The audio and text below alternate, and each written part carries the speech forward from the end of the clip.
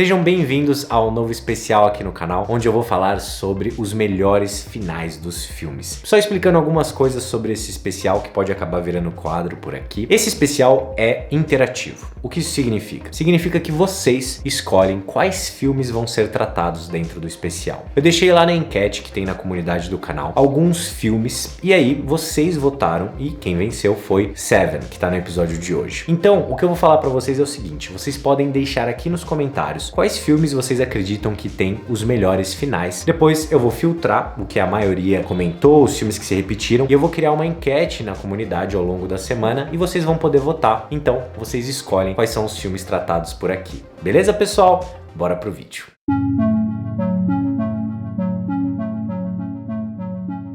Quando nós pensamos no final de Seven, muitas pessoas podem lembrar da sensação que tiveram assim que descobriram o que tinha dentro daquela caixa. A verdade é que o David Fincher é um dos diretores que melhor controla as nossas sensações dentro do cinema. Um dos seus diretores favoritos é o Alfred Hitchcock, que justamente tinha um absoluto controle da linguagem cinematográfica. Ou seja, as sensações que nós temos quando estamos assistindo um filme do David Fincher foi extremamente calculada pelo diretor, ainda mais se a gente pensar que ele é um perfeccionista. Seven é um filme que traduz de certa forma todo o interesse do David Fincher dentro do cinema. Em diversas outras oportunidades, ele quis retratar esse lado mais obscuro da sociedade e quantas vezes o absurdo pode ser tomado como normal. Uma das principais coisas que eu quero tratar nesse especial é mostrar para vocês que um grande final precisa de uma construção que acontece ao longo de todo o filme. Muitas vezes nós podemos nos pegar avaliando somente a cena final e entendendo através de escolhas do diretor o que potencializou aquela cena, sejam eles enquadramentos, a música escolhida, a atuação daqueles atores e até mesmo iluminação e como a edição toma conta da cena. Tudo isso é sempre muito importante, é claro, mas na verdade ao assistir esse filme mais uma vez para realizar esse especial, eu percebi que a sua força não está especificamente naquele final, mas sim na construção que acontece desde a primeira cena do filme. E a gente vai fazer essa viagem por toda a estrutura de Seven para perceber ainda mais a potência que o David Fincher pensou para essa construção final. Esse filme já começa direto ao ponto. Nós somos apresentados primeiro ao detetive Somerset, que é de fato o grande protagonista da nossa história. Ele não só está em praticamente todas as cenas do filme, mas nós temos desde o começo uma apresentação do seu olhar. Nós percebemos no começo do filme dois fatores importantes. O primeiro é que ele é extremamente metódico, a gente percebe como ele organiza suas coisas, também percebemos que ele não ganha muito dinheiro devido ao material da sua coberta e nós acompanhamos ele para uma cena do crime, então já descobrimos qual é a sua profissão. E com apenas uma fala nós percebemos que existe uma humanidade dentro daquele personagem, algo muito importante já que ele é retratado ao longo do filme como um detetive se aposentando, alguém mais cético sobre tudo que está à sua volta. Mas essa fala diz muito sobre a sua própria personalidade, que é justamente quando ele pergunta se a criança viu o que aconteceu dentro daquela casa. Uma mulher atirou no seu marido e tinha uma criança dentro da casa. E o outro policial, que também já está muito acostumado com aquela situação toda, não só despreza a pergunta, como demonstra que ela não faz o menor sentido dentro daquele universo criado. E na sequência nós temos a apresentação do detetive Mills. Ele é um novato na cidade, mas não no cargo. Ele é bastante ousado nas suas palavras, está confortável na situação em que se encontra e também demonstra bastante energia e interesse, já que ele acabou de chegar na cidade. Outro fator muito importante que é apresentado desde o começo é a cidade em si. Por mais que em nenhum momento o David Fincher tente contextualizar onde nós estamos, ele sempre demonstra que esse ambiente é extremamente perigoso. E aqui na primeira cena, isso acontece não só mostrando uma cena de crime, mas também através do som. O som da cidade é bastante incômodo desde o começo. E aí o que a gente percebe é que o detetive em aposentadoria, ele não tem interesse mais em ouvir aquele barulho, ele não tem interesse em lidar com aquela cidade. Então ele usa esse instrumento para de certa forma abafar o que está acontecendo lá fora. Isso é bastante interessante, porque mais pra frente na história, quando ele já demonstra mais interesse, ele acaba fazendo o quê? Destruindo esse objeto, o que demonstra que o detetive passou por uma transformação nesses 7 dias. Inclusive o número 7, é claro, é bastante importante dentro desse filme por diversos motivos. Não apenas os 7 pecados capitais, mas também os 7 crimes capitais cometidos pelo serial killer, como também os 7 dias. O interessante é que esse filme se passa em 7 dias da semana. São não só os últimos 7 dias do policial que está se aposentando, mas também os últimos 7 dias em que a vida do detetive Mills vai mudar completamente e nem ele e nem nós temos noção disso. Então isso é bastante interessante porque traz força para a mensagem que o filme está transmitindo. Depois da abertura do filme, nós somos apresentados a uma peça-chave dentro dessa história, que é a esposa do detetive Mills. Não só porque ela representa a pureza dentro do filme, ela não é só uma mulher boa e gentil, como também ela conta que está grávida. Isso transforma a personagem em um ponto muito interessante para a história e também é ela que une os dois detetives. Nós começamos com eles se desentendendo. No primeiro ato, nós não só somos apresentados aos primeiros crimes capitais, mas também a diferença entre esses dois personagens, o que cria uma dinâmica inicial bastante forte. Então nós temos um detetive que acaba de chegar naquela cidade e outro detetive que está desesperado para sair dela o quanto antes. E inicialmente a gente pode pensar que eles simplesmente não se entendem, mas a verdade é que o personagem do Morgan Freeman, com a sua frieza, tenta na verdade proteger o personagem do Brad Pitt desde o começo da história. Nós temos em Seven uma jornada. Basicamente, nós não podemos considerar, é claro, uma jornada do herói, mas é uma estrutura bastante parecida. Nós começamos com um chamado para a ação quando eles descobrem o primeiro e o segundo pecado. E o detetive que está se aposentando não quer de jeito nenhum entrar naquilo, porque de certa forma ele já entende a complexidade do que está vendo. Mas o que a gente vai aprendendo sobre esse personagem é que é contra a natureza dele ignorar situações como essas. Ele sempre está em busca do conhecimento e de certa forma ele percebe que só com o conhecimento prévio que ele tem é que eles vão conseguir se aproximar das intenções daquele criminoso. Inclusive, a natureza humana é um ponto crucial para a gente entender essa história. É justamente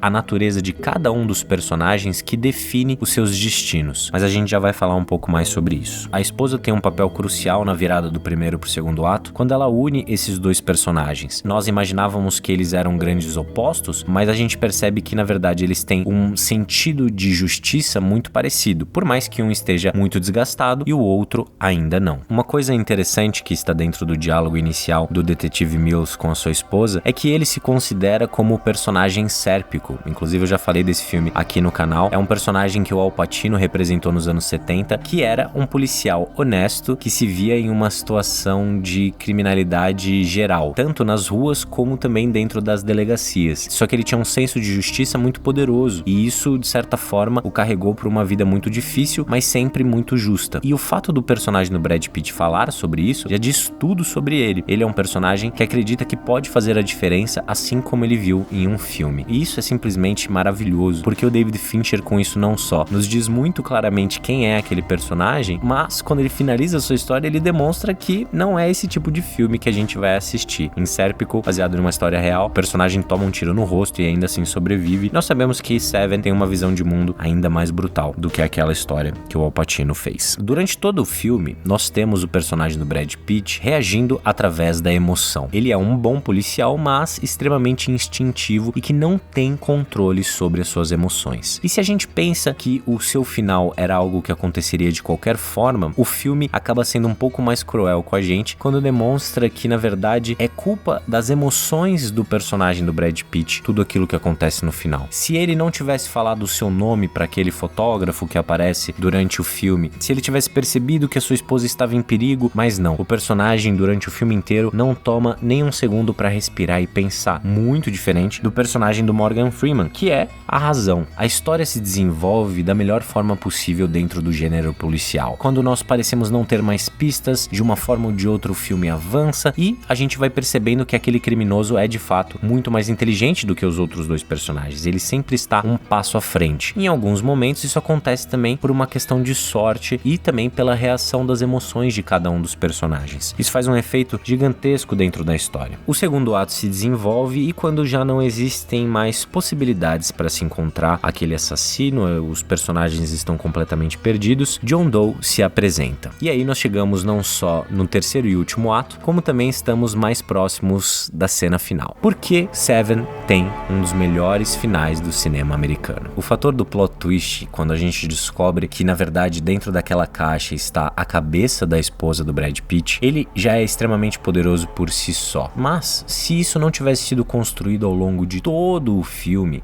de cada cena que acontece, nós poderíamos ficar chocados inicialmente de forma natural, afinal de contas é um crime brutal, mas o final poderia não continuar muito na nossa cabeça, poderíamos até depois de uma reflexão achar que ele era forçado. Mas o diretor construiu esse filme tão bem que a gente percebe ao reassistir ao filme, tudo aconteceu justamente para chegar naquele final. A esposa do Brad Pitt aparece pouco dentro do filme, mas todas as suas aparições são muito bem calculadas não só pra gente perceber a boa relação que os dois têm juntos, perceber o quão ela é uma boa pessoa, o quanto aquela cidade está afetando ela se sente perdida. Também, é claro, o fator dela estar grávida só aumenta o absurdo da cena final, e cada uma das cenas em que ela aparece representam de certa forma um perfil angelical. Dentro dessa história não é demonstrado nenhum defeito dela, nenhum defeito nem mesmo da relação entre os dois. Ela aceita tudo o que está acontecendo, ela não coloca de forma alguma qualquer tipo de barreira pro detetive Mills. E isso, é claro, só aumenta o impacto final. Outra coisa muito forte dentro da história é que a gente sabe que o personagem do Morgan Freeman, ele tem aquela postura e aquela atitude muito também pelo que ele perdeu na sua vida pessoal. Ele tem um arrependimento profundo de ter pedido para um grande amor da sua vida para fazer o aborto. Isso é algo que o próprio personagem diz que o corrói todo santo dia, e muito provavelmente por isso ele seja um personagem tão amargo o tempo todo. Ele